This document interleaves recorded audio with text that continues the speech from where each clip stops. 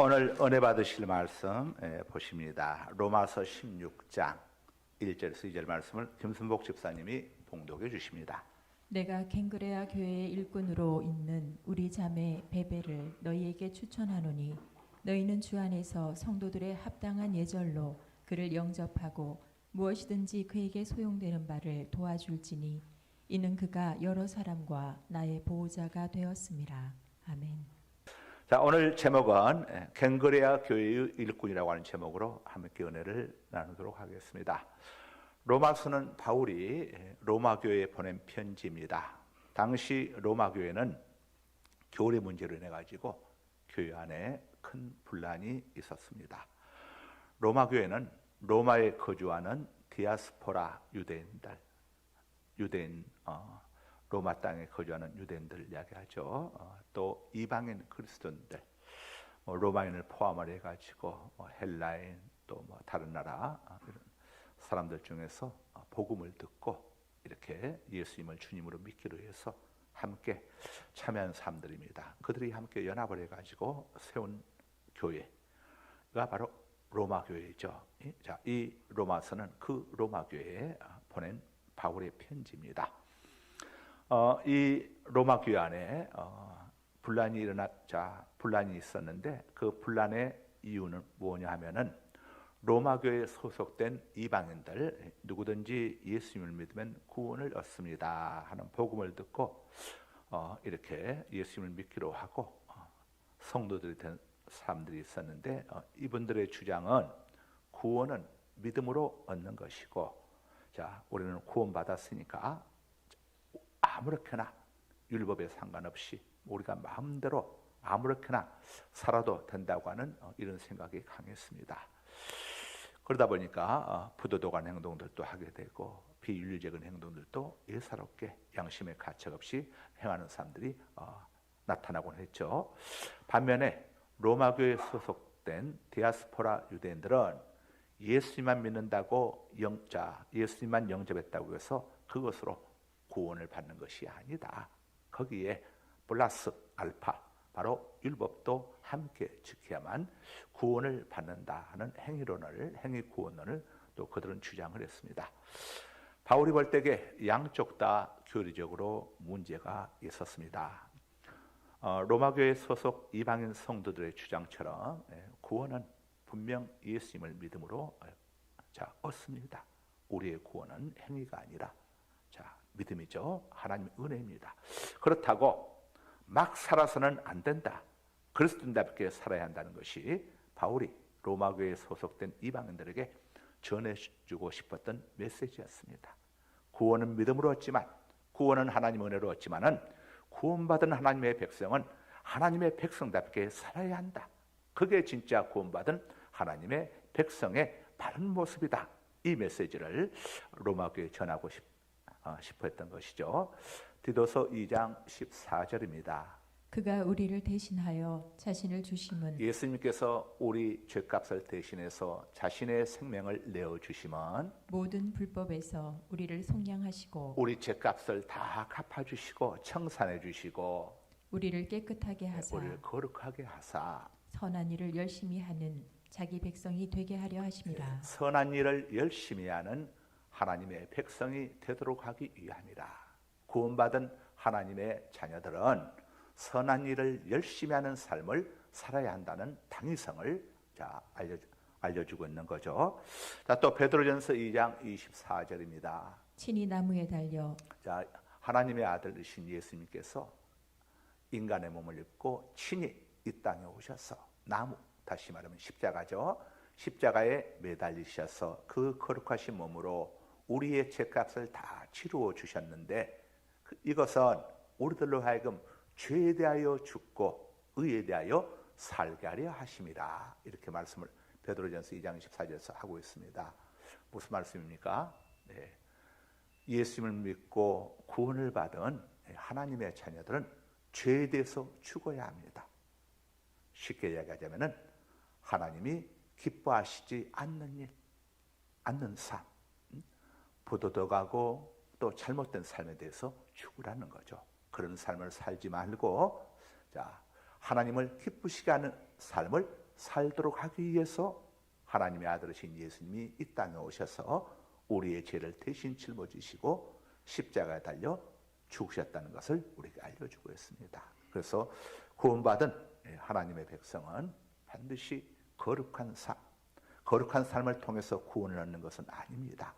하나님 예수 그리스도의 대속의 공로를 통해서 구원받지만 구원받은 하나님의 자녀는 이 거룩한 삶, 하나님 앞에서 선한 삶, 하나님이 기뻐하는 삶을 살아가야 한다는 것, 당위성을 알려주고 있는 것이죠. 자, 그리고 디아스포라 유대인들이 주장하는 예수님을 믿는 것만으로는 구원을 얻을 수가 없고 유대교의 오랜 전통인 율법도 함께 지켜야 한다는 주장에 대해서도 이 또한 잘못된 주장이다. 구원은 오직 예수님을 구주로 영접하는 것 외에 그 어떤 다른 것도 거기에 보태져서는 안 된다는 것을 바울 사도는 로마 교인들에게 전하고 싶었던 겁니다. 에베소서 2장 8절에서 9절입니다. 너희는 그 은혜에 의하여 믿음으로 말미암아 구원을 받았으니 너희는 하나님의 은혜로 그 하나님의 은혜를 믿음으로 말미암아 하나님께서 주신 은혜가 뭡니까? 독생자 예수님을 이 땅에 보내셔서 우리의 죄값을 예수님에게 다 옮기셔서 예수님이 우리의 죄값을 다 담당하시고 갈보리 십자가에서 죽으심으로 우리의 죄 문제를 해결해 주셨고 사흘 만에 죽음에서 부활하심으로 우리 죽음의 문제까지 해결해 주셨습니다. 십자가와 부활을 통하여 죄와 죽음의 문제를 해결해 주셨죠. 이걸 믿음으로 말미암아 구원을 받는 겁니다. 이것은 너희에게서 난 것이 아니요 믿음은 우리 속에서 나오지 않습니다. 세상에서 공부해서 얻어지는 것도 아니고 유학 간다고 해서 배울 수 있는 것도 아니고 하나님이 우리에게 선물로 주신 것이죠. 바로 이 믿음의 선물에 의해서 우리가 구원을 얻은 겁니다.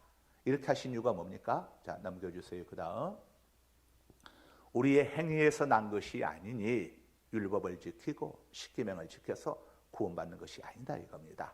이는 누구든지 자랑하지 못하게 함이라. 만약에 행위로 구원을 얻게 된다면 나는 태어나서부터 지금까지 한 번도 죄를 지은 적이 없어.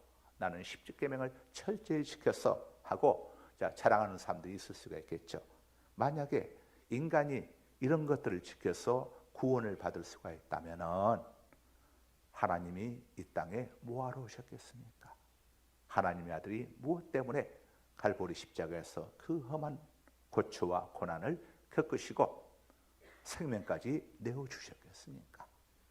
이 땅에 예수님이 오시지 않고서 하나님의 은혜가 없이 구원받을 수 있는 길이 있다면 하나님이 무엇 때문에 자기 아들을 이 땅에 보내셨겠습니까? 자, 이것을 로마 교회에 전하기를 원했습니다. 그래서 바울은 로마 교회를 직접 방문하려고 여러 번 애를 썼는데 그때마다 상황이 허락되질 않았습니다. 하나님이 막으신 거죠. 모처럼 마음을 굳게 먹고 이번에는 무슨 일이 있어도 로마 교회에 가겠다고 마음을 먹었는데 당시 모든 믿는 자들의 모교회라고 할 수 있는 예루살렘 교회에 큰 문제가 발생을 해가지고 바울이 가지 않으면 안 될 상황이 되었습니다. 로마 교회에 가는 것보다 예루살렘 교회에 가는 것이 훨씬 큰 문제가 이렇게 생기게 된 거죠. 그래서 바울은 어쩔 수 없이 로마 교회에 편지를 썼습니다. 그래서 그 편지를 이 바울 사도가 가장 신뢰했던 베베에게 이 편지를 베베라고 하는 이 여성도를 통해서 그 편으로 로마로 이 편지를 보내게 됩니다. 이 로마서는 16장으로 되었는데 1장부터 11장까지가 구원은 믿음으로 하나님의 은혜로 얻는다는 것을 거듭거듭해서 강조하고 있고 12장부터 15장까지는 1장에서 11장을 통해서 구원은 믿음으로 얻는다고 강조한 이 사실과 함께 구원받은 하나님의 자녀가 어떻게 이 땅에서 살아가야 할 것인지를 12장부터 15장까지 이렇게 기록을 하고 있습니다. 그리고 마지막 장인 16장은 바울 사도의 사역 중에서 1차 선교여행, 2차, 3차, 4차 이 선교여행 동안 바울 사도를 열심히 도와 섬겼던 고마운 사람들에 대한 이름을 이렇게 거명을 하면서 또 해방했던 사람들의 이름도 함께 거명을 하면서 하나님의 일에 동역자가 되어야지 해방자가 되어서는 안 된다는 교훈을, 그리고 그들에 대한 고마움을 이렇게 또 표현하고 있는 게 로마서 마지막 16장입니다. 역사는 우연이 없지만 만일 바울이 로마를 방문했다고 한다면은 로마 교회는 좋았을지 모르지만 오늘 우리에게는 엄청난 것을 잃어버리게 됩니다. 복음 중에 복음이라고 할 수 있는 복음의 핵심 교리 내용이 찬란하게 담겨 있는 로마서가 이 땅에 이렇게 지금 우리에게까지 전해질 수가 없었겠죠. 바울이 갈 수 없는 상황이 되었기 때문에 로마에 편지를 보냈고 그 편지가 바로 로마서입니다. 오늘날 성경자 하나님의 말씀이 되어서 우리에게까지 전해지고 있는 겁니다. 때로는 우리 인생 속에서 우리의 계획과 다르게 전개되는 그런 것들이 나중에 바로 그것 때문에 우리 인생이 축복된 인생이 될 수 있다는 사실도 함께 교훈을 해주고 있는 것이죠. 절대 실수하지 않으시고 결코 해로운 걸 주시지 않으시며 모든 것을 합력하여 선을 이루시는 분이 바로 전능하신 우리 하나님이신 겁니다. 자, 오늘 본문 속에서 하나님께서 또 우리에게 주시는 영적 교훈이 있습니다. 자, 바울이 청구했던 이 여인 이름은 베베입니다. 이 베베는 일꾼이었습니다. 일꾼, 교회 안에는 3군이 있다고 합니다. 일꾼이 있고 구경꾼이 있고 해방꾼이 있다고 하죠. 일꾼은 다다익선, 많을수록 좋습니다. 구경꾼도 없는 것보다는 있는 게 좋습니다. 적은 것보다는 많을수록 좋습니다. 자, 인생 역전한 성경 속의 최고의 구경꾼 이야기가 누가복음 19장에 나오죠. 한 남자가 예수님을 구경하고 싶어가지고 돌감람나무, 뽕나무 위로 올라갔다가 거기서 예수님의 눈에 띄어서 부르심을 읽고 인생을 180도 전환한 삭개라고 하는 인물이 구경꾼에서 최고의 일꾼으로 영전 승진한 케이스가 되는 거죠. 그런데 구경꾼 생활 오래 하면 안 좋습니다. 빨리 일꾼으로 승진하셔야 합니다. 왜냐? 구경꾼에게는 죄송하지만 상급이 전혀 없습니다. 상급은 일꾼에게만 있습니다. 요한계시록 22장 12절입니다. 보라, 내가 속히 오리니 내가 줄 상이 내게 있어 각 사람에게 그가 행한 대로 갚아주리라. 지난 11월 13일 월요일 날 밤 서울 잠실운동장에서 프로야구 한국 시리즈가 5차전이 이렇게 진행되었습니다. LG 트윈스하고 또 KT 위즈 두 팀이 이제 5차전을 이렇게 경기를 했고 결과는 LG 트윈스 팀이 이겼습니다. 그래서 한국 시리즈는 7번 해서 4번 먼저 이기면 끝나는 것인데 LG가 4번 이겼기 때문에 우승을 했습니다. 얼마 만에 우승을 했습니까? 29년 만에 우승을 했습니다. 그 당시 아마 텔레비전 보신 분들 알겠지만은 이 머리가 희끗희끗하신 분이 29년 동안 기다렸습니다 하는 것을 들고 있는 걸 많이 보았을 겁니다.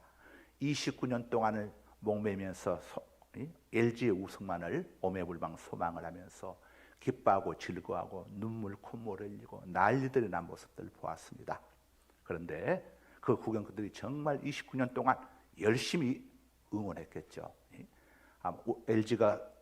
LG 게임이 있을 때마다 운동장을 찾았다면 거기에 투자한 입장료만 해도 어마어마할 것입니다.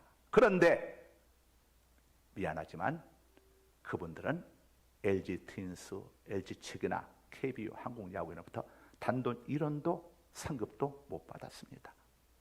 승자가 됐든 패자가 됐든 경기에 뛴 일꾼들에게만 보너스가 지급되어지고 구단에서 연봉이 지급되어지고 KBO에서 우승 배당금이 지급되어지고 준우승 배당금이 지급되어지지 구경꾼은 29년 동안을 목 놓아 처절하게 응원을 했어도 그들에게는 단돈 한 푼도 돌아가지 않았습니다.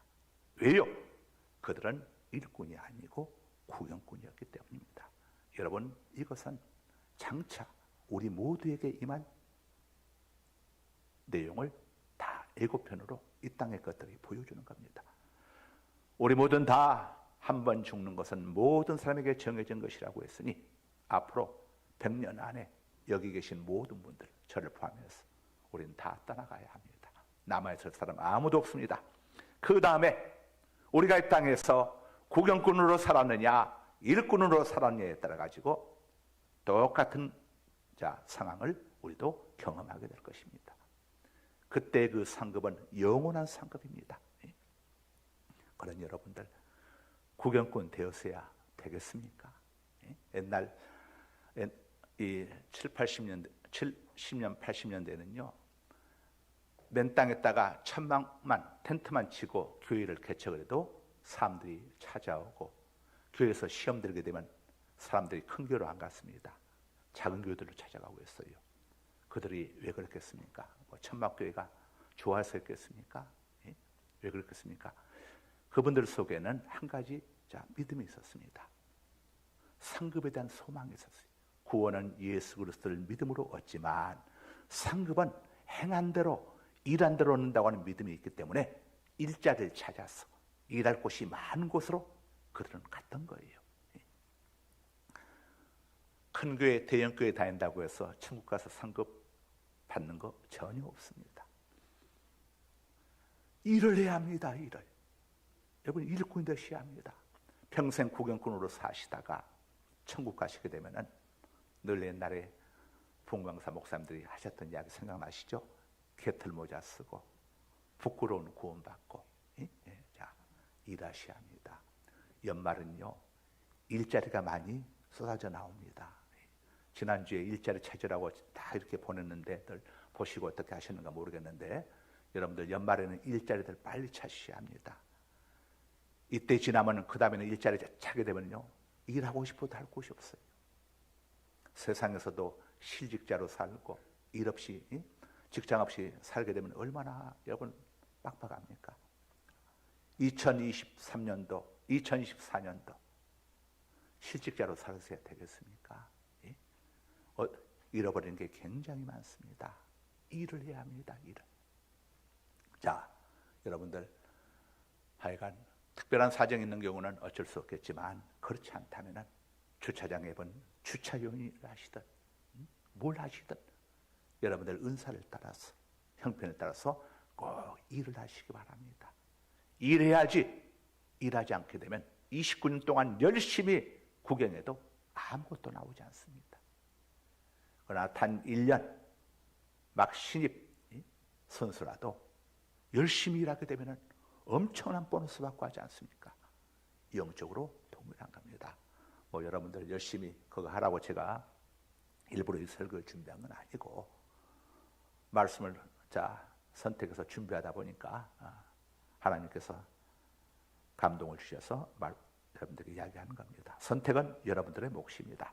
자, 다음으로 베베는 일꾼이었지만은 보호자였습니다. 보호자. 베베는 바울과 여러 사람들의 보호자가 되었습니다. 이 보호자 헬라어 언어의 의미는 바로 이 부모님들, 자녀들 돕는 보호자, 부모님이 보호자죠. 또 변호자, 어려운 사람들을 변호해주는 사람들, 또 약한 사람들을 돕는 자라고 하는 이런 의미가 바로 이 보호자라고 하는 헬라어 언어 속에 담겨 있습니다.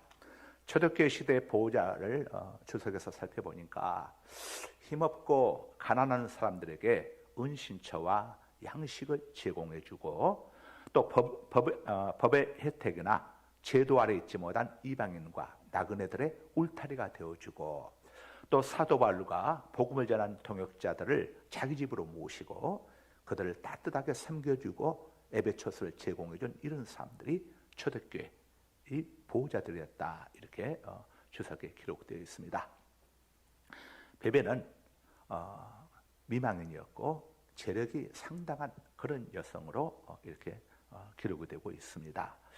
그러니까 베베는 자기가 가진 재물을 가지고 자기 자신을 위하여 쓰는 것이 아니라 하나님의 종인 바울과 그의 일에 또 고아와 과부와 노예, 나그네 등을 돕고 보호해주고 변호해주는 영향력 있는 갱그레아 교회의 경건한 일꾼이었다고 이렇게 기록이 되어 있습니다.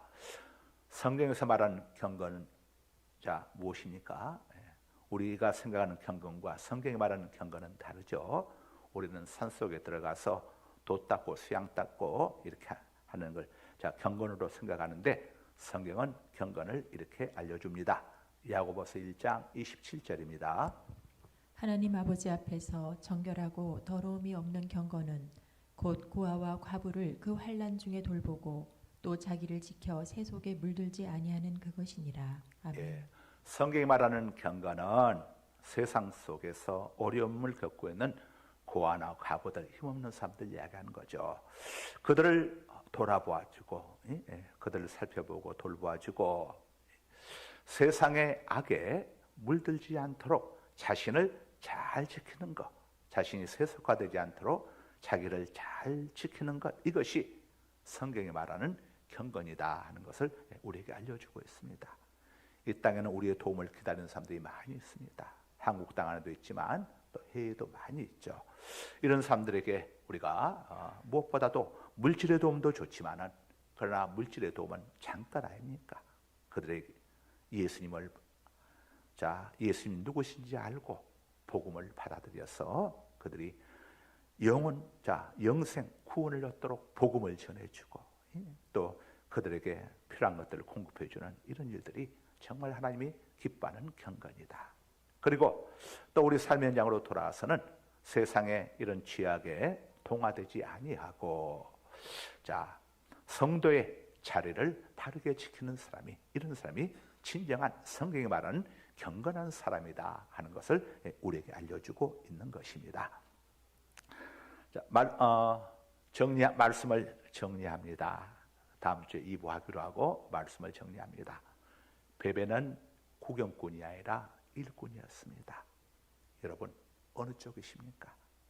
여러분은 일꾼으로 살아오셨습니까? 구경꾼으로 살아오셨습니까? 일꾼으로 살아오시다가 이제는 구경꾼으로 살고 계시는 않습니까? 여러분 기회가 항상 주어져 있는 게 아닙니다. 프로 선수들은 어떻게 해서든지 간에 현장에서 현역 선수로 뛰기 위해서 몸부림을 칩니다. 그래서 겨울이 되면은 자기 돈으로 또 자기 매니저도 필요한 사람들도 이렇게 고용을 하고, 투수 같으면 볼을 받아줄 또 포수, 능력 있는 포수도 섭외하고, 이렇게 해가지고 전지훈련을 갑니다. 이건 구단에서 해주는 게 아니고 개인 비용으로 하는 겁니다. 거기 가가지고 겨울에 쉬는 게 아니고 계속해서 훈련을 하고 또 연습을 하고 이렇게 하는 겁니다. 왜 그러겠습니까? 그 다음해를 바라보는 것이죠. 프로 선수들은 1년이라도 더 현역으로 일하고 싶다, 이렇게 뛰고 싶어가지고 몸부림을 칩니다. 여러분 세상에서도 이렇게 자기 자리에서 어떻게든지 연장을 하면서 몸부림을 치려고 하지 않습니까? 직장에서도 마찬가지죠. 왜요? 일을 해야 월급이 나오고, 일을 해야 연봉을 받고 보너스를 받고, 일을 해야 보람이 있기 때문에 그렇지 않습니까? 그렇다면은 육적인 일도 이렇다고 한다면 영적인 일은 어떠하겠습니까? 디모데전서 4장 8절에 보게 되면은 육체의 훈련은, 육체의 연습은 약간의 유익이 있지만 경건의 연습, 경건의 훈련은 금생과 내세의 약속이 있다고 합니다. 세상에서 어마어마한 연봉 받는 사람들, 평범한 우리의 삶과는 그들은 전혀 다르게 살고 있습니다. 그런 사람들 우리는 이제 보지 못했지만은 우리가 얼마든지 생각을 통해서 엿볼 수 있지 않습니까? 천국 가서 모든 삶이 똑같지 않습니다. 우리가 땅에서 우리의 능력이 안 되어서 그런 인류 프로 선수들 같은 삶을 이 땅에서는 살 수 없을지라도, 그러나 주님의 일은 누구든지 냉수한 그릇도 주님의 이름으로 공개할 때에 그 상을 잃지 않겠다고 주님이 말씀하지 않았습니까? 어마어마한 상들이 우리 가운데 놓여 있습니다. 전도의 상이 얼마나 큽니까? 이번에 우리 치앙마이 선교팀대 돌아와가지고 가장 즐겁고 좋았던 시간이 언제였느냐 물었더니 밖에 나가서 학생들에게 치앙마이 대학에서 1대1로 맨투맨하면서 어떻게든지 간에 예수님을 전하려고 몸부림치면서 했던 그 시간이 가장 즐거웠다.